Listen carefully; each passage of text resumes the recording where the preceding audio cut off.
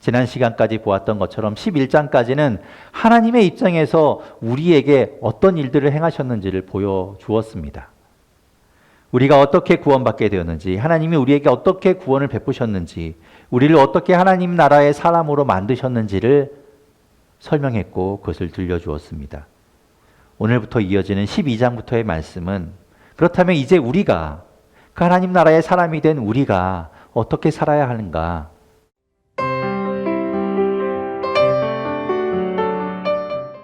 여러분은 평소에 그리스도인으로서 어떻게 살아야 할까를 고민하십니까? 힘들죠? 어떻게 살아야 할까? 어떻게 살아야 그리스도인답게 사는 걸까? 나는 지금 그리스도인답게 살고 있는가? 물어야 합니다. 생각해야 합니다. 항상 돌아봐야죠. 물론 매일매일 살아가는 일이 바쁘죠. 그리고 골치 아픈 일들이 안 그래도 많은데 내가 그런 것까지 생각해야 되나? 그럴 여유가 없다라고 말씀할 수도 있겠습니다. 하지만 남의 일이 아니죠. 내 일입니다. 내가 이 땅을 어떻게 살아가야 하는가에 대한 문제입니다. 어떻게 사는 것이 그리스도인다운 것인가? 그것을 고민하지 않으면 우리는 누군가에 의해서 끌려가게 됩니다. 우리가 생각하지 않고 고민하지 않으면 그것이 빌미를 제공하는 셈이 되는 겁니다. 그 누군가는 사람이 될 수도 있고 아니면 예전에 우리를 조종하던, 우리를 쥐고 흔들던 그 죄의 세력이 될 수도 있습니다. 그게 뭐가 중요하냐고요? 중요합니다. 이번에 우리는 코로나19 사태를 통해서 우리가 그리스도인으로서 어떻게 살아야 하는지 그것들을 보게 됩니다. 그게 얼마나 중요한지를 깨닫게 되지요. 신천지로 인해서 확진자가 늘어날 때도 우리는 어쩌다 저렇게 많은 사람들이 이단에 넘어가게 되었을까 의아해했습니다. 이번에도 우리 정강훈 씨와 그 따르는 사람들을 통해서 도대체 저 사람들은 무슨 생각으로 저러는 것일까 우리가 고개를 젓게 되지 않습니까? 예수 믿는 사람들이 똑바로 살지 않으면 어떻게 되는가? 교회가 교회답지 않으면 어떻게 되는가? 우리는 보고 있습니다. 그 모습이 얼마나 추한지 그것들을 보게 되지요. 사람에게 끌려가지 마십시오. 사람에게 끌려가지 마십시오. 특히나 그리스도인은 사람에게 끌려가서는 안 됩니다. 그것은 어리석은 일입니다. 사단에게 끌려가는 것, 죄의 세력에게 끌려가는 것은 어쩌면 우리가 연약하기 때문에 그럴 수 있습니다. 하지만 사람에게 끌려가는 것, 그것은 바보 같은 짓입니다. 우리는 하나님, 우리를 인도하시는 그 성령님을 따라가야 합니다. 그것이 바로 우리 자신을 지키는 일입니다. 우리는 오늘 말씀에서 우리 자신을 지키는 방법을 보게 될 겁니다. 우리 자신을 지키는 것이 무엇인가를 깨닫게 될 겁니다. 누군가에게 휘둘리고 주도권을 빼앗기는 것과 그래서 끌려가는 것과 내가 자발적으로 순종하며 따라가는 것은 겉으로 보기에는 비슷해 보일지 몰라도 완전히 다른 이야기입니다. 어린 자녀가 부모님의 말씀을 듣는 것을 보고 어리석다고 바보 같다고 말하지 않습니다. 오히려 그것이 그 아이를 지키는 길입니다.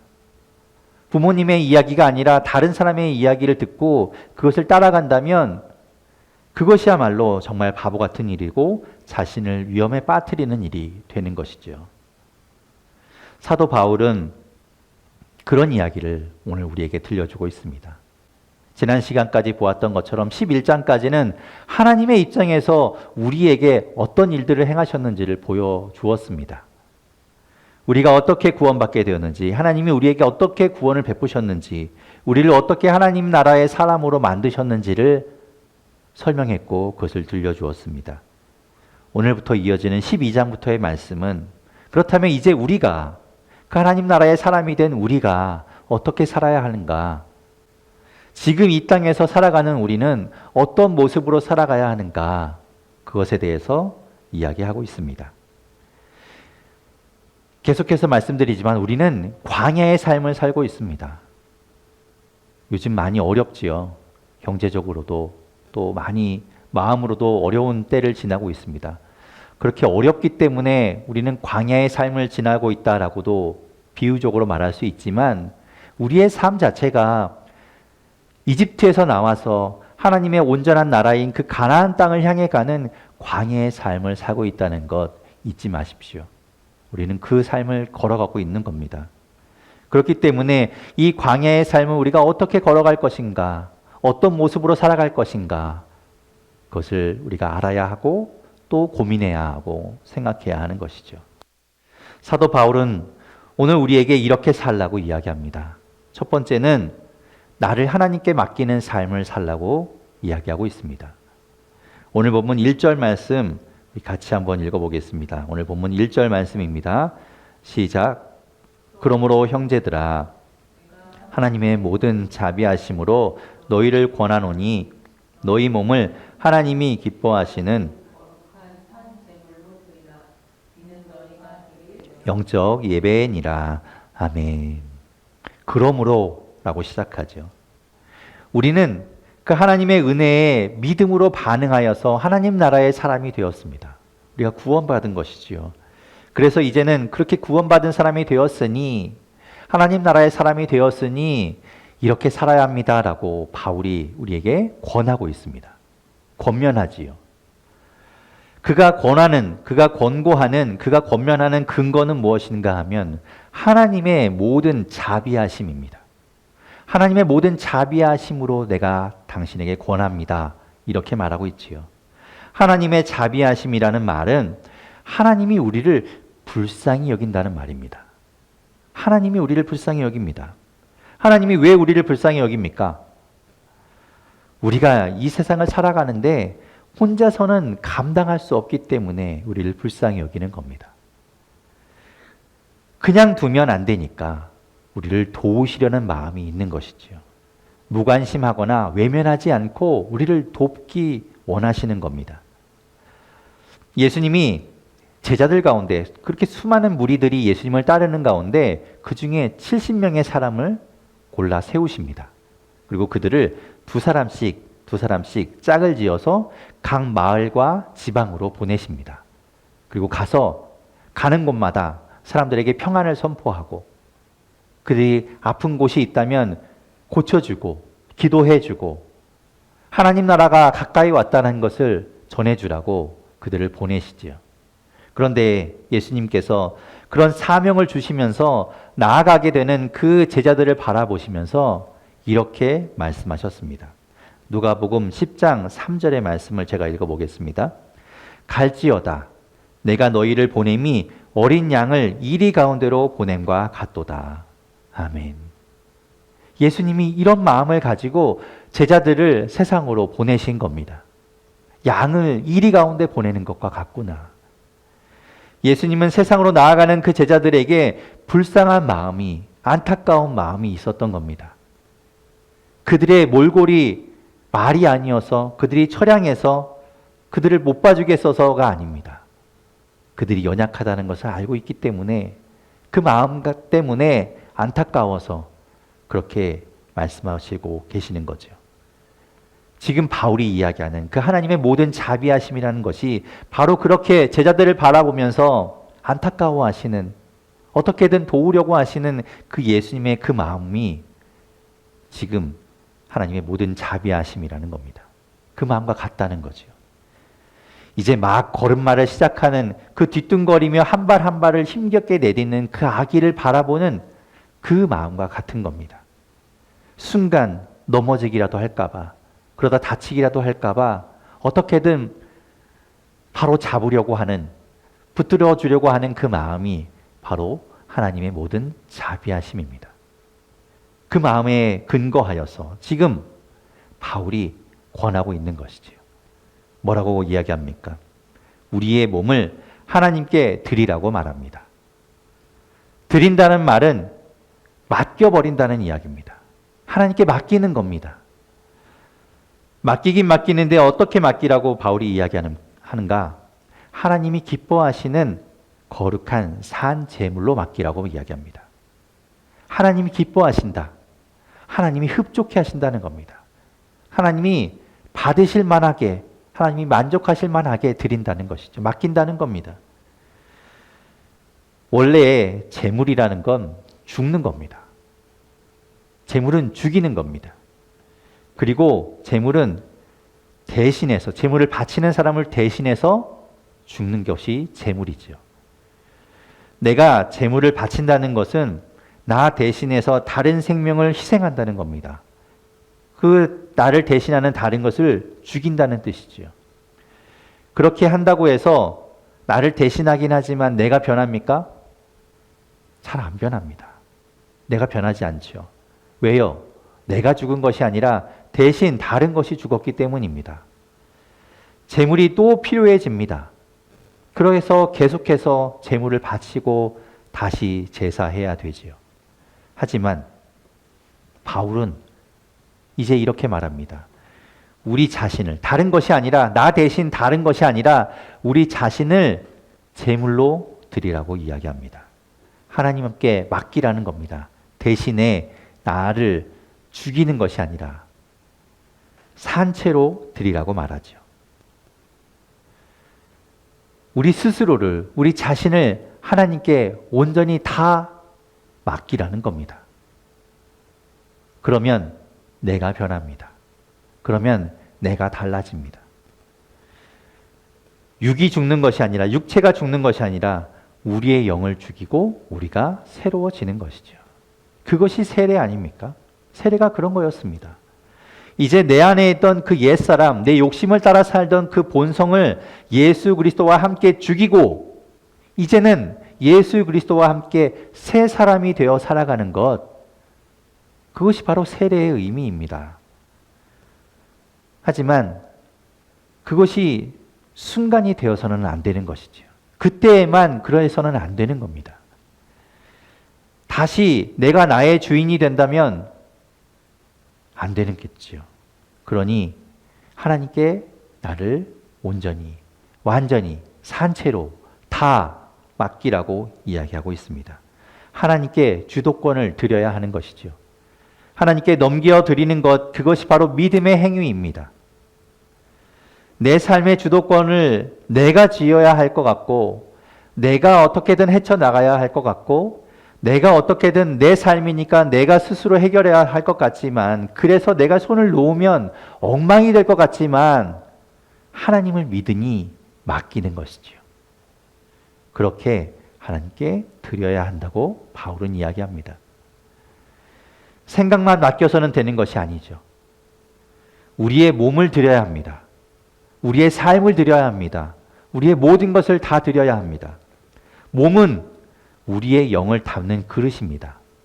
몸을 드리지 않는데, 몸은 엉뚱한 데 가 있는데 우리가 하나님 말씀대로 살아갈 수 없습니다. 우리의 삶을, 우리의 몸을 드려야 합니다. 몸으로 순종할 때, 삶으로 순종할 때 그것이 진짜 순종이 됩니다. 그것이 우리가 해야 할 영적 예배라고 말씀하죠. 우리가 몸으로 행하는데 그것이 바로 영적 예배라고 이야기합니다. 영적 예배라는 말은 합당하다는 말도 포함됩니다. 그것이 맞다는 겁니다. 그렇게 하는 것이 합당하다는 거지요. 예배 시간에 예배 드린다고, 찬양 드리고 기도 드리고 설교 말씀을 듣고, 그것이 예배의 전부가 아니라는 겁니다. 그것이 합당한, 그것이 온전한 예배가 아니라는 겁니다. 내 삶을 드릴 때, 내 삶을 맡길 때 그것이 합당한 영적 예배가 되는 겁니다. 제가 이런 비유를 합니다. 예를 들면 저는 초보 운전인데 친구와 함께 여행을 간다. 그런데 그 여행을 갈 때 제 차를 가지고 초보 운전인 제가 친구를 태우고 가는 겁니다. 그런데 가다 보니 어느새 어둑어둑해지고 앞이 잘 보이지 않습니다. 그런데 옆에 있는 친구는 베스트 드라이버입니다. 운전을 참 잘하는 친구죠. 그리고 그곳까지 가는 지리도 잘 아는 친구입니다. 그럼 어떻게 해야 되겠습니까? 그 친구에게 운전대를 맡겨야 되겠죠. 자리를 바꿔 앉아야 됩니다. 그것이 현명한 방법이죠. 뭐 보험 문제 이런 거 떠나서 뭐 비우니까 그런 거 하나하나 다 따지지 않고 일단 그 상황에서는 그 친구에게, 운전을 잘하는 그 친구, 길 잘 아는 친구에게 맡기는 것이 현명합니다. 그렇게 자리를 바꿔 앉았습니다. 친구가 운전을 해갑니다. 그런데 아무래도 내 차니까 불안한 것이죠. 혹시 이 친구가 운전을 잘못해서 이 차 흠집 나는 거 아닐까? 사고 나는 거 아닐까? 초보 운전인 내가 두려운 마음이 생겨서 운전하는 친구의 운전대를 자꾸만 잡으려고 손을 댑니다. 그렇다면 오히려 운전하는 그 친구를 방해할 뿐입니다. 맡겨야지요. 그 친구에게 맡겨야 그것이 우리를 위하는 길이 되는 겁니다. 하나님께 우리의 삶을 맡기십시오. 하나님께 맡겨보십시오. 맡기고도 불안해서 자꾸만 운전대에 손을 대려고 하지 말고 한번 온전히 맡겨보십시오.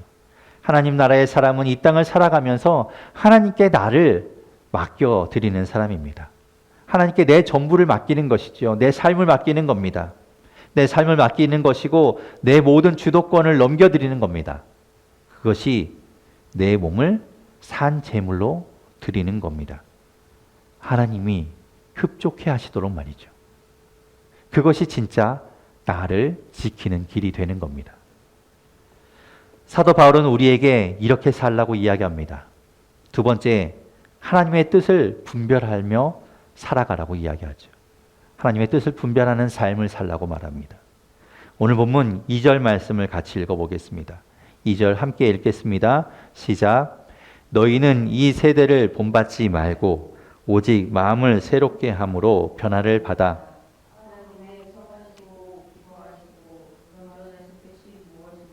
분별하도록 하라. 아멘. 과거에는, 예전에는 내 삶의 주도권을 내가 쥐고 살았습니다. 내가 뭔가 다 해야 될 것 같이 그렇게 살았지요. 육체의 본성을 따라서 살았습니다. 내 하고 싶은 것, 내 몸이니 내가 하고 싶은 대로 살았습니다. 하지만 1절에서 우리가 본 것처럼 하나님께 우리 자신을 거룩한 산 제물로 드리면, 맡기면 우리는 변화됩니다. 내가 제물이 되기 때문에 내가 달라집니다. 우리 삶의 주도권을 하나님께 맡긴다고 해서 우리는 가만히 있는 것이 아닙니다. 이제 맡겼으니 나는 이제 가만히 있어도 되겠지. 나는 아무것도 안 해도 되겠지. 하나님이 우리를 조종하시는 것이 아니지요. 나를 완전히 포기하라는 것이 아닙니다. 나를 완전히 버려버리라는 것이 아니니까요. 우리는 끊임없이 우리가 분별하며 살아가야 합니다. 지금 내가 가는 길이, 내가 지금 행하는 일이 맞는지, 그것이 하나님의 뜻에 합당한 것인지 그것을 돌아보아야 하죠. 내 욕심을 행하고 있는 것은 아닌지 확인해야 됩니다. 그것을 구분할 수 있어야 되지요. 어떻게 해야 하는가? 도대체 분별한다는 것이 무엇인가? 이 분별하다는 말은 시험한다는 말입니다. 테스트한다는 말입니다. 계속해서 물어보고 확인하고 시험해 보는 것이죠. 그리고 나서 맞다면 그것을 행하는 겁니다. 그것이 바로 분별하는 말이죠. 지금 내가 생각하고 있는 것이 맞는가? 지금 내가 행하고 있는 것, 마음속에 떠오르는 것들이 하나님의 뜻에 맞는가? 그렇지 않은가? 계속해서 묻고 확인하는 절차를 우리는 거쳐가야 합니다. 적어도 우리가 알고 있는 하나님께서 우리에게 보여주시고 계시하신 그 하나님 안에서 우리가 그것들을 해석하고 확인하는 절차를 밟아가야 하는 겁니다. 그러니까 당연하게 우리는 하나님 알아야 되겠죠. 하나님 모르면 어떻게 뭔가 비교해 볼 것이 없지 않습니까? 하나님을 잘 모르면 오해하게 되어 있습니다. 우리가 부모님과 평소에 대화를 많이 하고 또 친밀하면, 같이 시간을 많이 보내면 부모님이 어떤 분이라는 거 알게 됩니다. 부모님이 나에 대해서 어떤 생각을 가지고 계신가, 어떤 마음을 가지고 계신가 알게 되지요. 그러면 자녀는 일일이 부모님께 묻지 않아도 됩니다. 매번 뭐 할 때마다 점심 메뉴는 뭘 할지, 뭐 친구를 만나야 될지 말아야 될지 계속해서 전화해서 물어보고 확인하지 않아도 됩니다. 그러면 우리는 그 사람 마마보이라고 이야기하지 않습니까? 내가 뭘 해야 될지 부모님을 내가 잘 안다면 그 안에서 부모님 마음을 알기 때문에 우리가 그것들을 결정합니다. 판단하지요. 하나님의 마음을 아는 것도 마찬가지입니다. 우리가 하나님을 안다면 하나님을 알기 위해서 노력하고 하나님을 알아간다면 그 안에서 우리에게 주어진 모든 것들을 해석하고 결정해 나가는 겁니다. 하나님의 뜻을 알기 때문에 그 안에서 우리가 확인해 볼 수 있는 것이죠. 그것이 안 되면 우리는 이 세대를 따라가게 되어 있습니다. 무엇인가 기준이 필요한데 하나님께 기준을 두지 못하기 때문에 이 세상을 따라가게 되어 있습니다. 세상의 기준을 빌려올 수밖에 없는 것이지요. 어떻게 해야 할 줄 모르니까 세상의 기준을 따라가게 되는 겁니다. 제가 정말 중요한 비밀 하나 알려드리겠습니다. 분별한다는 것이 시험하신 거라고 말씀드렸죠. 제가 쪽집게 정답 하나 알려드리겠습니다. 도무지 하나님의 뜻이 무엇인지 분별하지 못하겠다면, 잘 모르겠다면 이거 하나 기억하십시오. 하나님의 속성은 많이 있습니다. 그런데 우리가 대표적으로 하나님의 속성을 두 가지로 이야기하죠. 정의와 공의를 행하시는 하나님을 이야기합니다. 그렇기 때문에 누구에게나 공평하게 판결하시고 심판하시는 하나님을 이야기합니다. 그리고 또 하나의 하나님은 사랑의 하나님입니다. 용서하고 품으시는 그 하나님을 이야기합니다. 우리는 하나님의 말씀을 따라서 살아가야 하고 그분의 뜻 안에서 살아가야 합니다. 그런데 우리가 그것을 잘 모르겠다면 사랑을 선택하십시오. 어떻게 해야 되는지 잘 모르겠다면 사랑을 선택하십시오. 그러면 맞습니다. 정의와 공의의 하나님 말씀을 따르는 것, 우리가 그 기준이 명확하지 않으면 모호할 수 있습니다. 더구나 누군가를 정죄하고 판결한다는 건 우리의 일이 아닙니다. 개인이 잘못하기 십상입니다. 그러니 사랑을 택하십시오. 예수님도 복잡하고 다른 거 생각하지 말고 사랑하라고 말씀하셨습니다. 마태복음 22장 37절에서 39절에 예수님께서 이렇게 말씀하셨지요. 제가 읽어보겠습니다. 예수께서 이르시되 내 마음을 다하고 목숨을 다하고 뜻을 다하여 주 너의 하나님을 사랑하라 하셨으니 이것이 크고 첫째 되는 계명이요 둘째도 그와 같으니 내 이웃을 내 자신같이 사랑하라 하셨으니. 아멘. 다른 거 많지요. 율법에 얼마나 많은 조항들이 있고 하나님께서 말씀하신 지켜야 하는 것들이 얼마나 많이 있습니까? 기준이 얼마나 많이 있습니까? 그런 모든 것들 우리가 다 알기 어렵고 행하기 어렵다면 이거 하나만이라도 하라고 예수님 말씀하십니다. 사랑하라. 사랑하라. 그거면 된다는 겁니다. 누군가 이런 마음을 가질 수 있습니다. 사랑하라면 그러면 저 지금 한참 문제를 일으키고 있는 그 정광훈 씨와 그 추종자들도 비난해서는 안 되고 그들도 사랑해야 합니까? 사랑할 수 있으면 좋겠지요. 그들은 사랑의 반대로 가도록 사람들을 현혹시키고 있습니다. 그들을 멈추지 않으면 더 큰 일이 벌어질 겁니다. 어떻게 다른 사람을 사랑하라고 가르친다면 나에 의해서 바이러스가 퍼지는 것을 두고 보고 있겠습니까? 어떻게든 그것을 막으려고 하겠지요. 조심하지 않겠습니까? 계속해서 피해를 준다면 그것은 사랑으로 가는 길이 아닙니다. 그렇게 시키는 사람들을 우리는 막아야 합니다. 그래서 우리는 그들을 향해서 이야기하는 겁니다. 그들을 막으라고 이야기하는 것이죠. 여러분, 하나님의 뜻을 분별하십시오. 하나님께 물어보십시오. 정말 하나님 이것이 맞는지, 하나님께서 그렇게 가라고 하시는지, 성경에 기록된 그 하나님이 과연 우리에게 그런 마음을 주시는 것인지 계속해서 묻고 시험해 보십시오. 잘 모르겠으면 사랑을 택하십시오.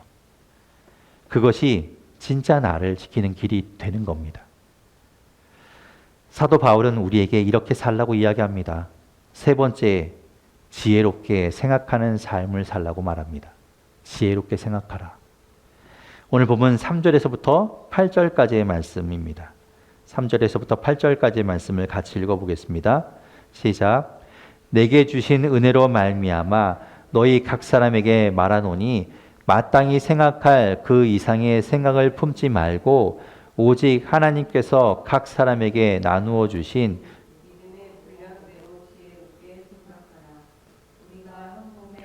지체를 가졌으나 모든 지체가 같은 기능을 가진 것이 아니니 이와 같이 우리 많은 사람이 그리스도 안에서 한 몸이 되어 서로 지체가 되었느니라.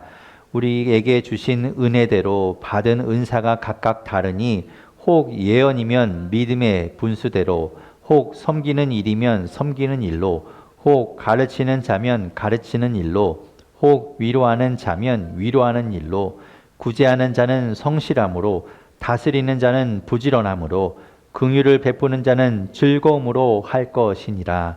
아멘.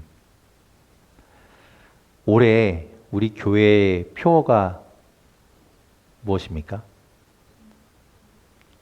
네, 생각하는 성숙한 사람입니다. 예, 잊지 않으셨죠?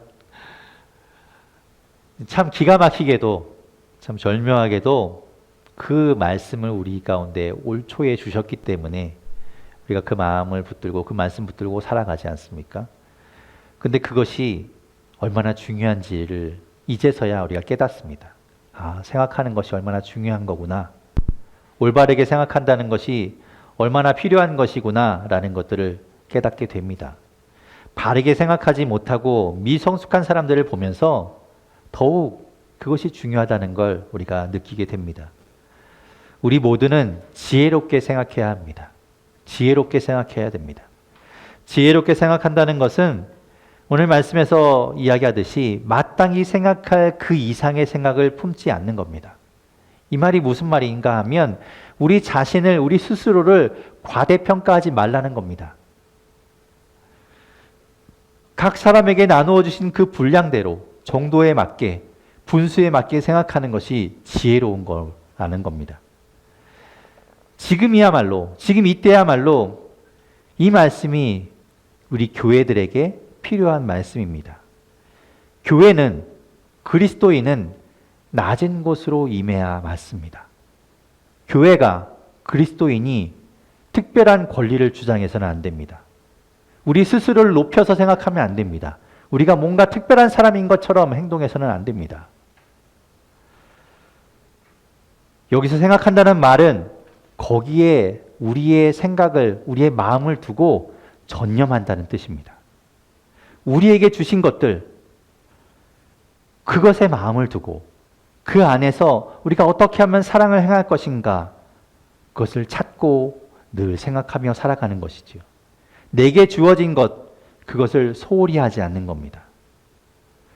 그래야 우리 모든 것들이 다 어우러져서 조화를 이루게 됩니다. 하나님이 우리 모두에게 다 똑같은 것을 주지 않으셨습니다. 모였을 때, 하나 되었을 때, 합쳐졌을 때 그 모든 것들이 조화롭게 어우러지도록 다 각자에게 맞게 하나님 우리에게 주셨습니다. 한 몸을 이룰 수 있게 말이지요. 특별히 교회가 더 그렇습니다. 교회 안에서 우리 모두는 함께 어우러져서 한 몸을 이룹니다. 각자에게 주신 은사와 그 달란트대로 우리가 하나 되어서 나아가지요. 그래야 온전한 교회가 이루어집니다. 그러므로 어떤 일은 중요하고 어떤 일은 덜 중요하고 어떤 일은 꼭 있어야 되고 어떤 일은 없어도 되는 그런 것은 없습니다. 6절에서부터 예로 들고 있는 그 은사들 하나하나가 무엇인가 아는 것도 중요하지만 지금 이 말씀 가운데서는, 여기에서는 그것보다 더 중요한 것이 있습니다. 그 하나하나보다 그것들을 우리가 어떻게 해야 하는지, 우리의 마음이, 우리의 자세가 어떻게 해야 하는가가 더 중요합니다. 하나님께 우리 자신을 맡겼습니까? 하나님의 뜻을 분별하려고 하십니까? 그리고 확인하셨습니까? 그렇다면 우리에게 주어진 일을 불평하기보다는 우리에게 주어진 일, 우리에게 맡겨진 그 일을 기쁨으로, 즐거움으로 행하십시오. 성실함으로 감당하십시오. 교회 내에서 일뿐만이 아니라 우리 삶에 주어진, 우리 삶의 그 자리마다 주어진 그 일들을 그렇게 행해 나가십시오. 여러분의 삶을 그렇게 사십시오. 그 안에서 최선을 다해서 우리가 사랑을 행하고 그것을 기쁨으로 감당해 나가십시오. 그것을 찾으려고, 그렇게 어떻게 하면 그렇게 살아갈 것인가를 생각해 나가십시오.